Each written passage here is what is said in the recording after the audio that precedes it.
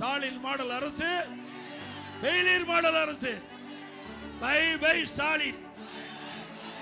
உதயநிதிக்கு bye by காட்டுவீங்களா? வருகின்ற சட்டமன்ற தேர்தலில் நம்முடைய வெற்றி வேட்பாளர் ஆதி ராஜாராம் அவர்களுக்கு இரட்டை சின்னத்தில் வாக்களிங்க. நல்லவர், வல்லவர், மூத்த கட்சி நிர்வாகி. போன தேர்தலில் அப்பா ஏத்துனார், இப்போ மகனை ஏத்து நிற்கிறார்.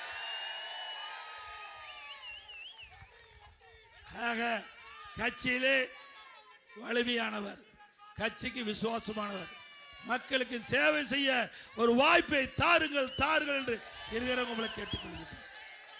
நம்முடைய சின்னம் அந்த இரட்டை சின்னத்திலே அவருக்கு வாக்களி பெருவாரியான வாக்கு வித்தியாசத்திலே சேப்பாக்கம் திருவல்லிக்கணி சட்டமன்ற தொகுதி வாக்காளர் பெருமக்கள் அவருக்கு வாக்களிக்க வேண்டும் என்று மீண்டும் மீண்டும் உங்களை பாதம் அணிந்து வேண்டி கேட்டு விடைபெறுகின்றேன்.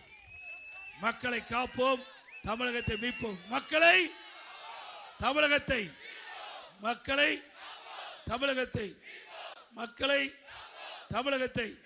ஸ்டாலின் மாடல் அரசு, ஃபெயிலியர் மாடல் அரசு. Bye bye Stalin. உதயநிதிக்கு பை பை காட்டுவீங்களா? நல்ல வெயில், மண்டை பிளக்குது. என்ன பிரச்சனை இல்ல? எனக்கு பிரச்சனை இல்லை, நான் விவசாயி. இரவு பகல் வராமல் வெயிலே இருந்தவன், மழையிலையும் வெயிலையும் அதெல்லாம் பார்த்தவன். அதனால் எவ்வளோ வெயில் அடித்தாலும் நான் தாங்குவேன். நீங்கள் உங்களால் இருக்க முடியுமா என்பது பார்த்துங்க. அதனால் இவ்வளோ வெயிலையும் மண்டை பிழைக்கின்ற அளவுக்கு வெயில் அடித்தால் கூட இந்த தேர்தல் நிகழ்ச்சியிலே பங்கு பெற்ற அத்தனை பேருக்கும் என்று ஒரு முறை வாழ்த்து.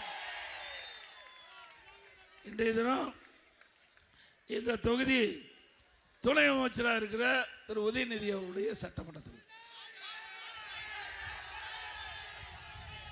அது சொன்னாதான் ஒரு கோபம் வருது.